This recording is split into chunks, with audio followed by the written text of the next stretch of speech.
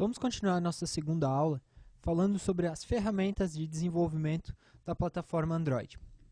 Eu tenho aqui iniciado o Eclipse, que nós configuramos anteriormente, apontando para o mesmo workspace.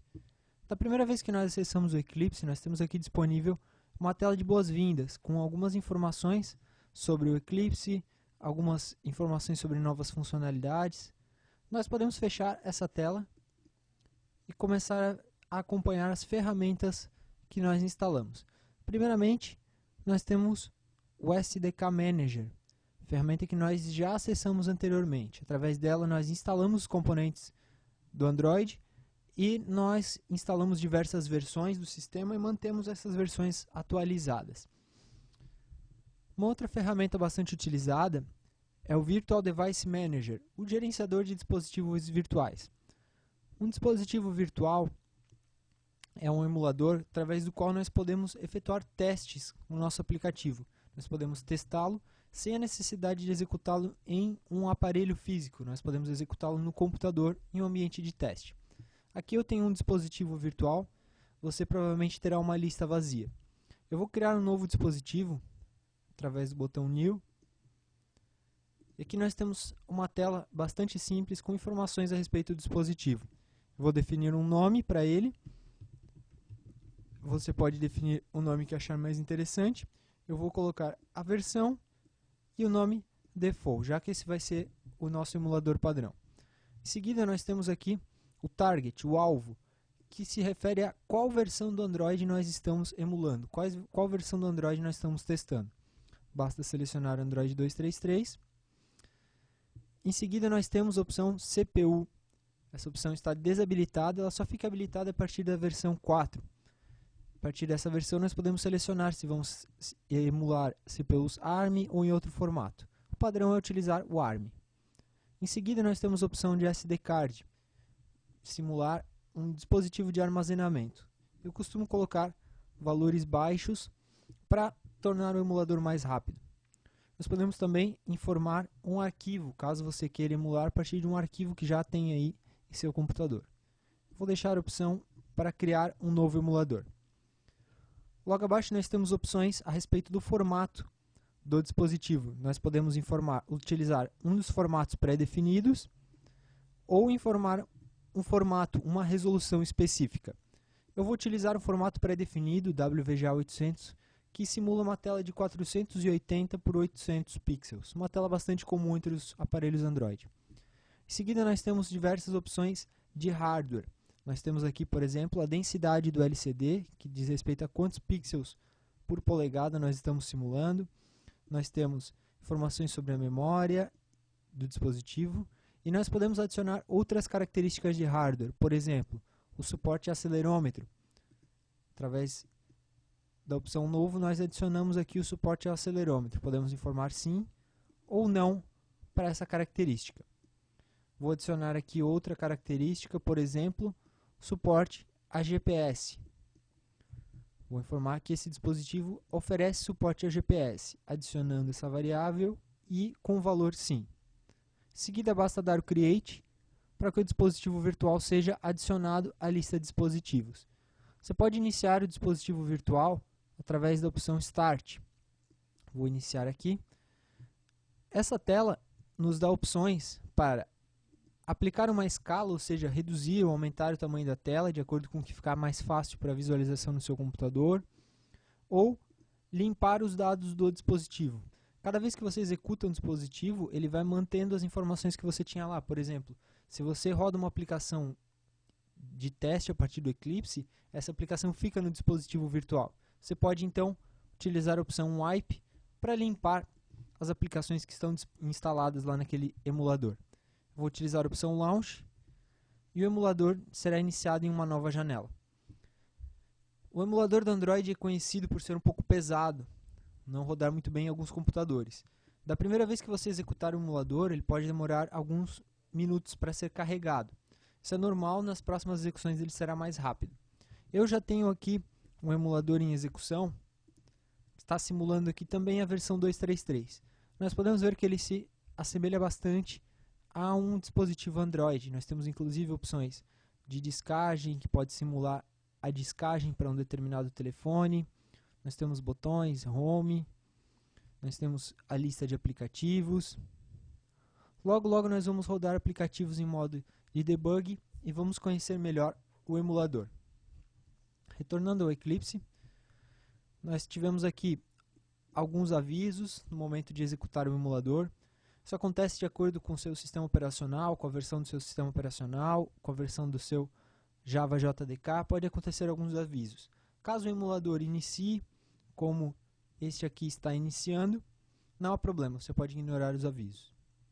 Voltando ao Eclipse, vou fechar essas telas e começar a explorar outras ferramentas bastante utilizadas. A principal delas é a perspectiva DDMS. Ela é acessada através do menu de perspectivas, Open Perspective, em seguida DDMS.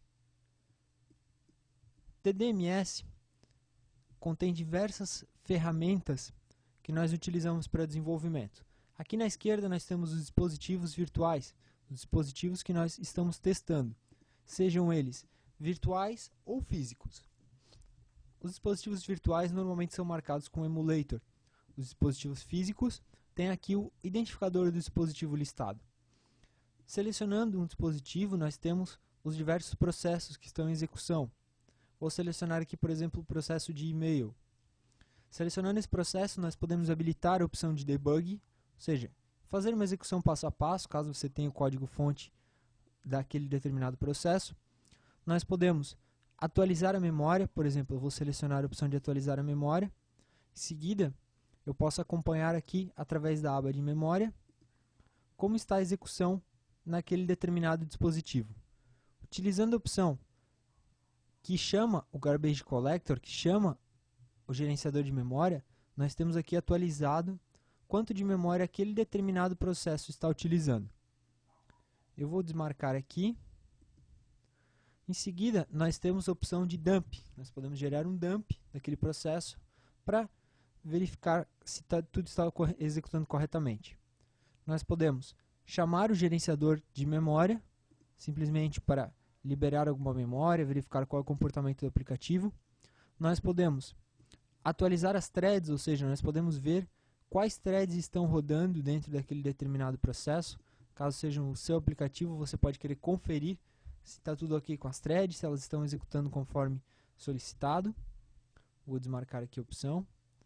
Em seguida, nós podemos executar o profiling, ou seja, nós podemos fazer uma varredura e um acompanhamento da execução do aplicativo para gerar estatísticas e acompanhar se está tudo correto em relação à performance. Nós podemos encerrar o processo, podemos parar o processo para que ele deixe de executar.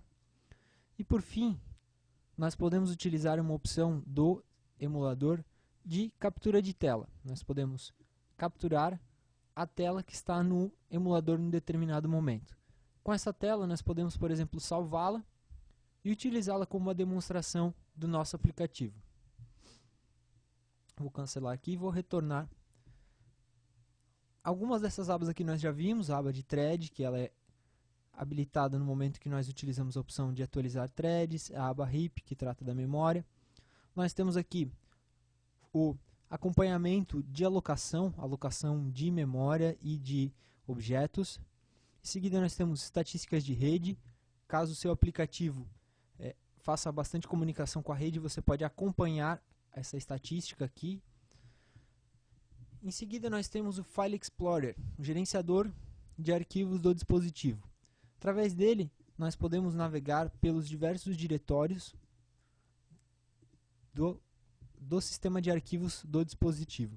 Lembrando que esse sistema de arquivos é padrão Linux, ele segue o padrão Linux.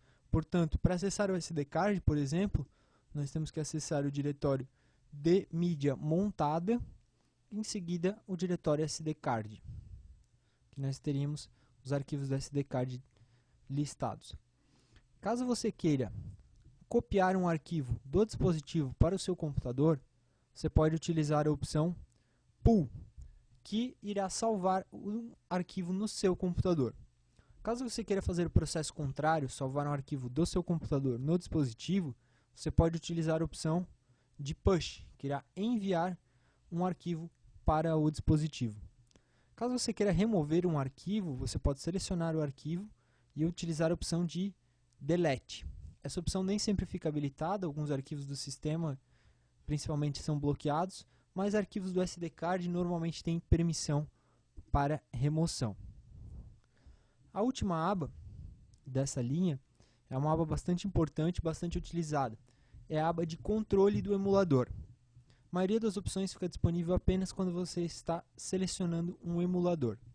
Nós temos aqui status do telefone, status da telefonia. Nós podemos mudar, por exemplo, se o dispositivo está em roaming, nós podemos definir aqui para fins de debug. Nós podemos modificar a velocidade da rede. Nós podemos modificar o estado da rede de dados, podemos colocá-la também em roaming, podemos colocar como unregister, colocar o dispositivo offline e podemos adicionar alguma latência também para simulação. Outra opção que nós temos é a de simular ligações e SMS. Eu vou simular, por exemplo, um SMS digitando um número que está enviando o SMS e uma mensagem. Essa mensagem vai ser enviada ao emulador.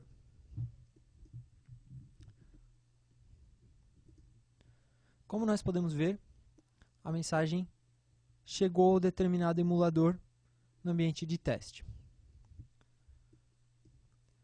Outra opção que nós temos é o do controle de localização. Nós podemos definir uma localização para o dispositivo. Assim, quando um aplicativo tentar buscar a localização dele, será esse o valor retornado. Podemos ler arquivos também contendo diversas localizações como forma de simular o deslocamento. Caso o usuário esteja se deslocando, o comportamento vai ser semelhante a esse. Por fim, uma aba bastante utilizada também é o Logcat. É o log do dispositivo. Caso você tenha algum problema, assim como eu, de tela muito pequena, você pode expandir o log para facilitar a visualização ou expandir por completo com um duplo clique na aba. Aqui nós temos acompanhamento de quase tudo que está acontecendo no dispositivo. As aplicações escrevem o log e elas vão sendo listadas. Podemos ver que nós temos bastante log sendo gerado aqui, bastante log ocorrendo, log do sistema operacional, log de processos que estão rodando. Nas próximas aulas nós vamos aprender a escrever nesse log, gravar informações nesse log para fim de debug e vamos aprender a filtrar esse log também, para que fique mais fácil de a gente acompanhar só o que nos interessa. Vou fechar o Logcat com um duplo clique. Essas são as principais ferramentas de desenvolvimento que nós temos disponíveis. Todas essas ferramentas estão rodando em cima do que a gente chama de Android Debug Bridge, a ponte de debug do Android. Essa ponte roda sobre um processo, o ADB. Caso você tenha algum problema em comunicação com o seu dispositivo, algum problema com o emulador, e não consiga resolver esse problema, não consiga resolver desconectando o aparelho ou reiniciando o emulador, você pode utilizar o gerenciador de tarefas do seu sistema operacional, fechar o Eclipse, em seguida fechar o ADB e então reiniciar o Eclipse, que muitas vezes isso resolve alguns problemas. Então, essas são as principais ferramentas de desenvolvimento. Nas próximas aulas nós vamos utilizá-las para criar aplicações Android. Até lá!